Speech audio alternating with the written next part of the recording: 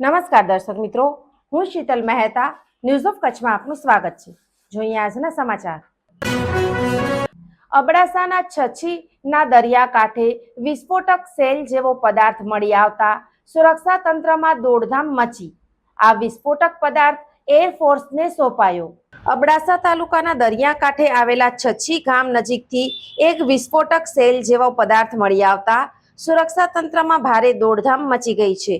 રવિવારે કોઠારા પોલીસ અને special operation group દ્વારા દરિયાકાંઠાના વિસ્તારોમાં નિયમિત પેટ્રોલિંગ કરવામાં આવી રહ્યું હતું। તે દરમિયાન છછી લાઇટ હાઉસ નજીકથી આ શંકાસ્પદ વસ્તુ મળી આવી હતી। પ્રાથમિક દ્રષ્ટિએ આ પદાર્થ મિસાઇલનો કોઈ ભાગ હોવાનું અનુમાન વ્યક્ત કરવામાં આવી રહ્યું છે। પોલીસે તાત્કાલિક ઘટના સ્થળે પહોંચીને પદાર્થનો કબજો સંભાળ્યો હતો અને સમગ્ર વિસ્તારને સુરક્ષિત કરી દીધો હતો। ત્યારબાદ આ વિસ્ફોટક સેલ જેવા પદાર્થને વધુ તપાસ અને નિરીક્ષણ અર્થે એરફોર્સના ઉચ્ચ અધિકારીઓને સુપ્રત કરવામાં આવ્યો છે। એરફોર્સના નિષ્ણાંતો દ્વારા આ મળી આવેલા પદાર્થની સઘન તપાસ હાથ ધરવામાં આવશે। સૂત્રો પાસેથી મળતી માહિતી મુજબ આ સેલ યુદ્ધમાં વપરાતો હોવાની પણ શક્યતા સેવાઈ રહી છે, જે સુરક્ષા એજન્સીઓ માટે ચિંતાનો વિષય બન્યો છે।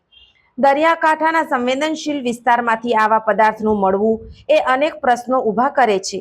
આ ઘટના અંગે વધુ તપાસ ચાલી રહી છે અને એરફોર્સના રિપોર્ટ બાદ જ આ પદાર્થની સાચી ઓળખ અને તેના સ્ત્રોત વિશે સ્પષ્ટતા થઈ શકશે। દર્શક મિત્રો, આજે તારીખ 11 મે 2026 આ હતા આજના સમાચાર। આવતીકાલે ફરી મળીશું, ત્યાં સુધી મને રજા આપશો। નમસ્કાર।